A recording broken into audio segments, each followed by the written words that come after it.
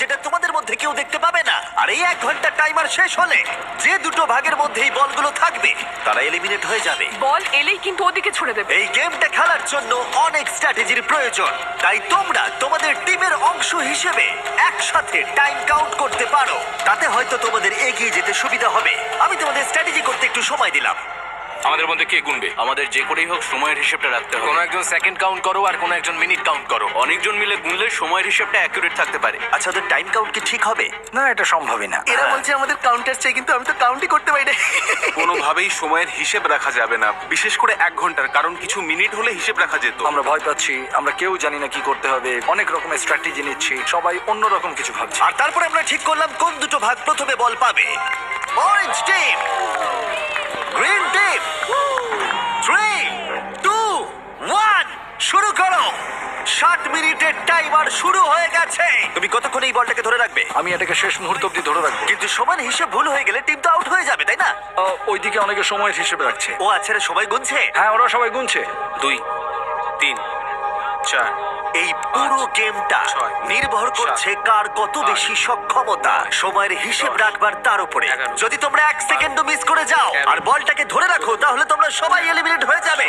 ওরা টিমমেটদের উপরে ভরসা রেখেছে যাতে ওরা সঠিকভাবে ফোকাসড থাকতে পারে, কিন্তু যদি সেটা না হয়। অরেঞ্জ টিম বলছে 9 মিনিট 10 মিনিট 15 সেকেন্ড হয়েছে। তার মানে এখনই দুটো ভাগের টাইম কাউন্টে 1 মিনিটেরও বেশি পার্থক্য। আমি চাই ওরা অনেকক্ষণ বলটা নিজেদের কাছে রেখে দিক। রুমটা রেড হওয়ার পরেও যেন ওদের কাছে। যেহেতু সবার কাছেই সময়টা অজানা, তাই কেউই জানে না তাদের হাতে কতটা সময় আছে। সবাই খুব মনোযোগ দিয়ে গুনছে। আমি এভাবেই গুনছি। তোমরা কি একে অপরের দিকে ছুটবে? না না না না না, আমরা ছুড়বো। কিছুজন সত্যিই অনেক চেষ্টা করছিল সময়ের হিসেব রাখবার। 8, কি মনে হচ্ছে? বল যখন ছোড়া হবে তখন কিভাবে সময় চলে যাবে কেউ বুঝতেও পারবে না। এবার দেখা যাক। আর কিছুজন তাদেরকে বাধা দেবার চেষ্টা করে যাচ্ছিল। 52, 53, 54, 20, 1336। কিছু বুঝতে পারছি না। নোয়া, 28। এভাবে হয় না। নোয়া ছুঁড়ে দাও। ছুড়বো।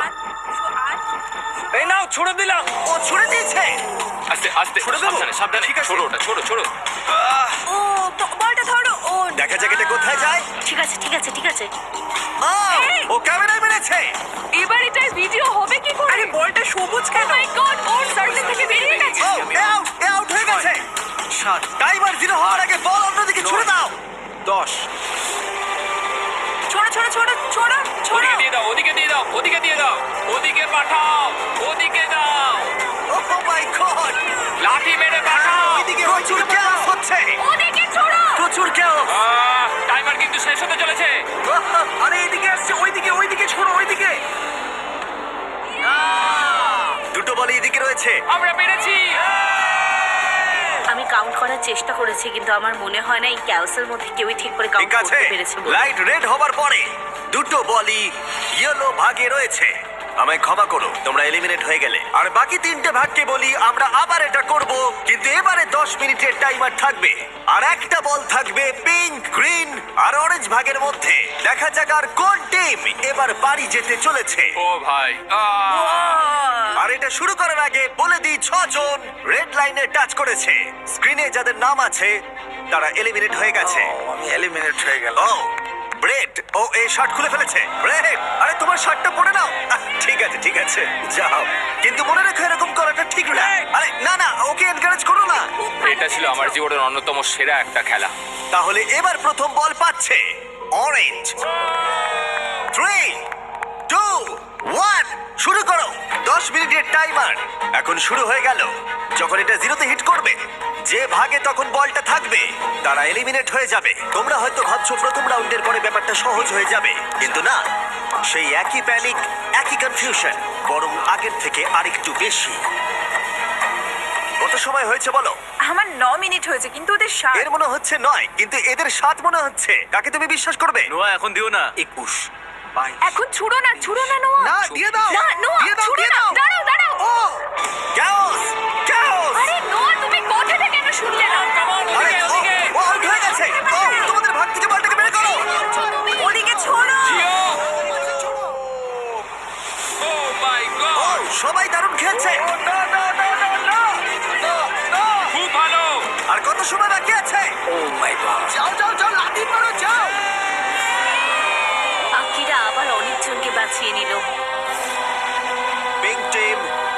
সবাই এলিমিনেট হয়ে গেলে এবার তোমরা যেতে পারো। আবার দেখা হবে। ভাই এই পুরো চ্যালেঞ্জে এটা সত্যি আমাদের জন্য খুবই কষ্টকর একটা মুহূর্ত। একটা রাতের বিরতি নিয়ে আমরা ফিরে আসছি আগামীকাল সকালে। আজকে ডে 5, খুব ভালো এনার্জি রয়েছে, খুব ভালো ঘুম হয়েছে। সবাই অ্যাক্টিং করছে একটু বেশি কনফিডেন্ট দেখানো। আমার মনে হয় এখন গেমটা আরো কঠিন হবে। এখন আমরা সবাই ভাবছি যে এই $5,00,000 কিভাবে জেতা যায়। এখন আমি আর অন্য কোনো কম্পিটিটরের মধ্যে খেলা হলে আমি হেজিটেট করব না। পরের গেমটা শুরু করার আগে স্ক্রিনের দিকে একবার দেখো। তোমাদের মধ্যে একজন রেড সার্কেল টাচ করেছে। ও না, এটা কে ভাই? ইয়ো জশ, না, তুমি এই সার্কেলের ভেতরে 5 দিন কাটিয়েছো, সব ব্যর্থ। আমি এখানে একটা কথা সকলকে বলতে চাই, আমি একদমই ভাবিনি যে আমি এইভাবে বেরিয়ে যাব, কিন্তু যে যোগ্য সেই ওই প্রাইজ মানিটা পাবে। আর আমি এখন কি করব? আমি বাড়ি গিয়ে আমার বউকে প্রেগনেন্ট করব। চলি। আমাদের চ্যানেলটা ফ্যামিলি ফ্রেন্ডলি। জিও কান বন্ধ করো, তুমি কিচ্ছু শোনোনি। পরের গেমে আমরা তোমাদের র্যান্ডমলি চুজ করে নেব।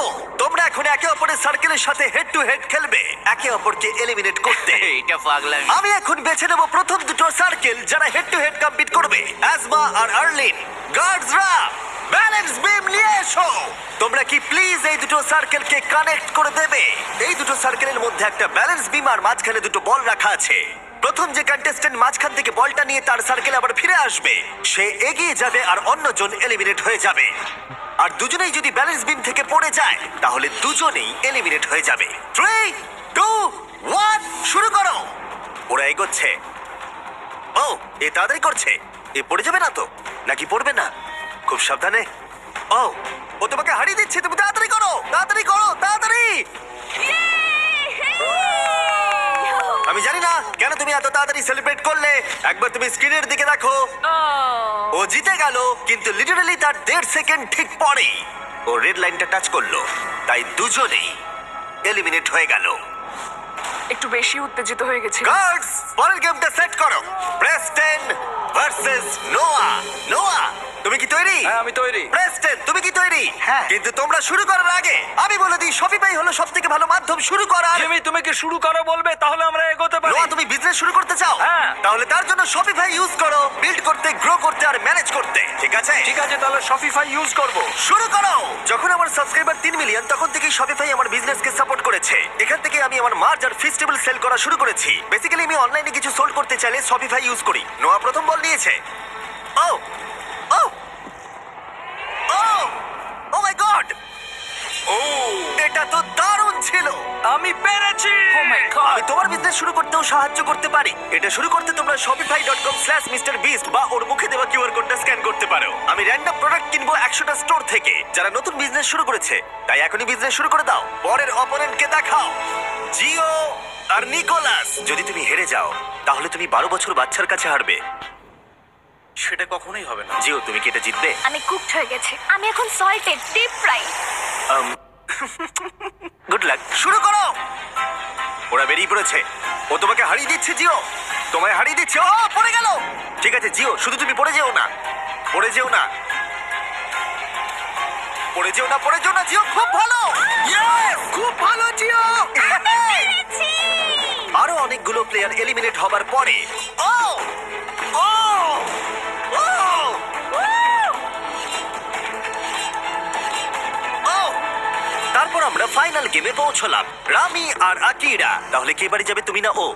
দুর্ভাগ্যবশত ওই জিতে চলেছে। এখন ও আমার আর $5,00,000 মাঝে দাঁড়িয়ে আছে। আমরা জানি যে আকিরা অনেকগুলো চ্যালেঞ্জ খেলেছে আর ও জিতেওছে অনেকগুলো। তুমি এক্ষুনি একটা ব্র্যান্ড নিউ ল্যাম্বরগিনি হ্যাঁ, জিতলে। আমি ল্যাম্বরগিনি জিতেছি, আমার ভালো লাগছে। আমি ওকে হারাবো, যাই হয়ে যাক না কেন।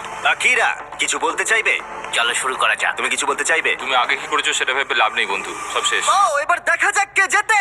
3, 2, 1 শুরু করো। তুমি এত কিছু বললে হেরে গেলে চলবে না, কিন্তু তুমি পারবে। ও ও ও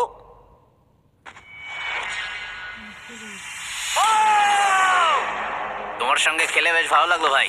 আমি এখন টপ 10-এ রয়েছি, যেটা আমার জায়গা।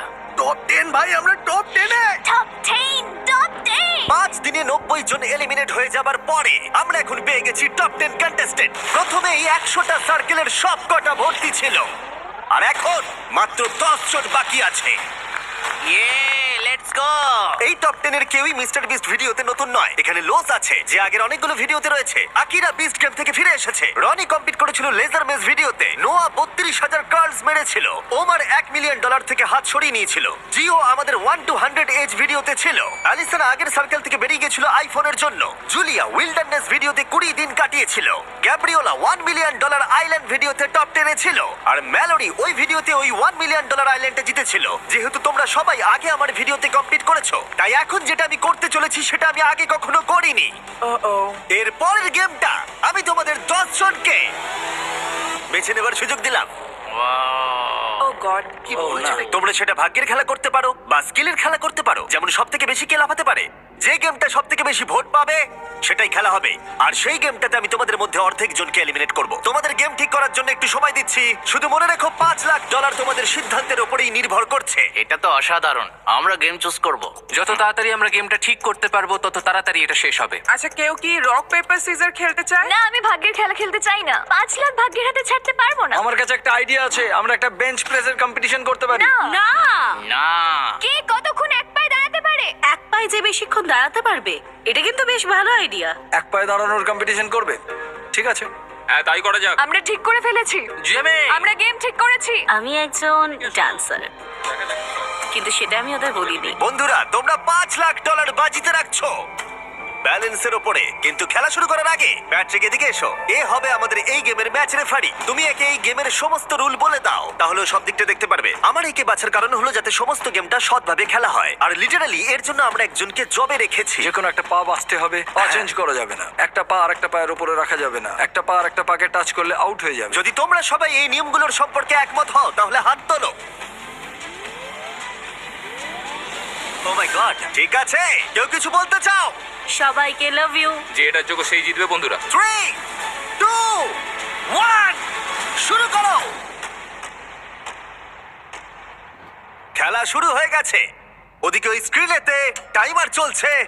দেখা যাক কতক্ষণ সময় লাগে এই 5 জনের মাটি স্পর্শ করতে। ঠিক আছে, কিছু সেকেন্ড হয়েছে আর এখানে এখন গভীর নিস্তব্ধতা। কেউ কথা বলছে না। ওয়াও, তোমাদের কি কারণ ফেস্টিভ্যাল চাই? হ্যাঁ, আমাকে একটু দাও। এই নাও, আমি তোমাকে ছেড়ে দিচ্ছি। Thank you. এটা কুকিজ এন্ড ক্রিম ফ্লেভার, তাই না? দারুণ খেতে। আমি একটা থিওরি জানি, যদি আমি মিস্টার বিস্ট মার্চ কিনি, মিস্টার বিস্ট ল্যাবস ওয়ার্ম কিনি, মিস্টার বিস্ট রিলেটেড জিনিসপত্র কিনি, হ্যাঁ, festivals, এটা, হ্যাঁ। তাহলে আমার 50% সার্ভাইভ করার চান্স বেড়ে যাবে। ওইটা মিথ্যে বলছে, কিন্তু এই ক্লিপটা আমি এই ভিডিওতে অ্যাড করব। সব ঠিক আছে তো? Hi Jimmy. হাই। ঠিক আছে, তোমার পা মাটি স্পর্শ করলেই তুমি হারিয়ে ফেলবে $5 লাখ। আমি জানি। ঠিক আছে, কি মনে হয় কতক্ষণ তুমি, ও ঠিক আছে, কতক্ষণ তুমি থাকতে পারবে? আমি জানি না।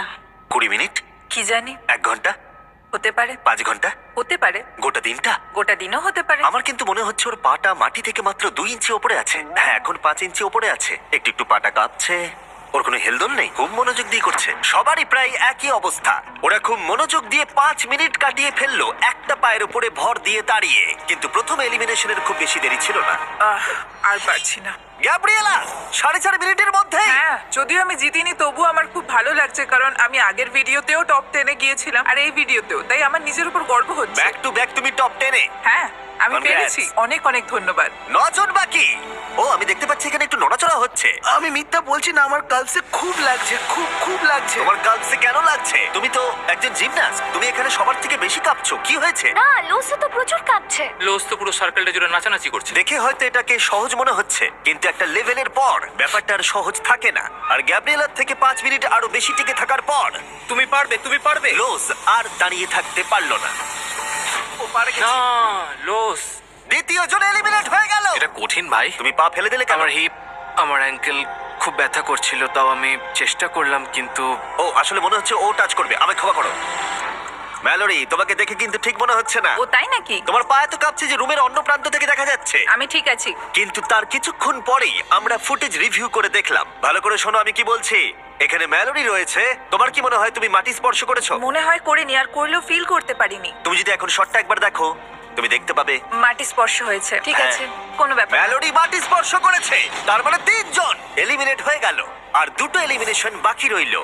বাই। আর এখন 16 মিনিটের বেশি হয়ে গেছে। এখানে সবাই এই গেমটা জিততে চায়। দেখা যাক কতক্ষণ এরা সার্ভাইভ করতে পারে। ও ও, এখানে একটু নড়াচড়া হচ্ছে। একটু তো নড়তেই ও হবে। ওখানে একটু নড়াচড়া হচ্ছে, চারিদিকে নড়াচড়া হচ্ছে। ওমার নড়ছে। ওমার, আমি দেখছি তুমি অনেকটাই নড়ছো। তোমার পায়ে কি অনেকটা ব্যথা হচ্ছে?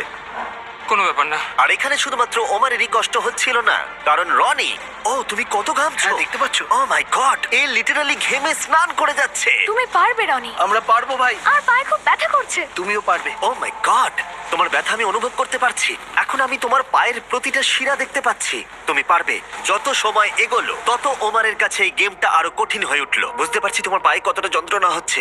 কোনো ব্যাপার না, আমি এটা পারবো, যাই হয়ে যাক না কেন। ওর পা মাটি থেকে মাত্র হাফ ইঞ্চি উপরে আছে। শান্ত হও তুমি পারবে ওমার, হাল ছেড়ো না। 23 মিনিট প্রায় কেটে গেছে। তাহলে কি এরপরে ওমার এলিমিনেট হবে নাকি হবে রনি? আমরা সবাই খুব ভালো খেলছি। আধ ঘন্টা হতে চললো। সত্যি আমার তো বিশ্বাসই হচ্ছে না। যদিও মনে হচ্ছে রেজাল্ট আমাদের পরীক্ষা করে দেখতে হবে। আমরা আবার ফুটেজ রিভিউ করলাম, কিন্তু এবারে যারা মনে হচ্ছিল তারা হলো না। সবাই শোনো, আমার কাছে ফুটেজ রয়েছে। কেউ একজন মাটি স্পর্শ করেছে।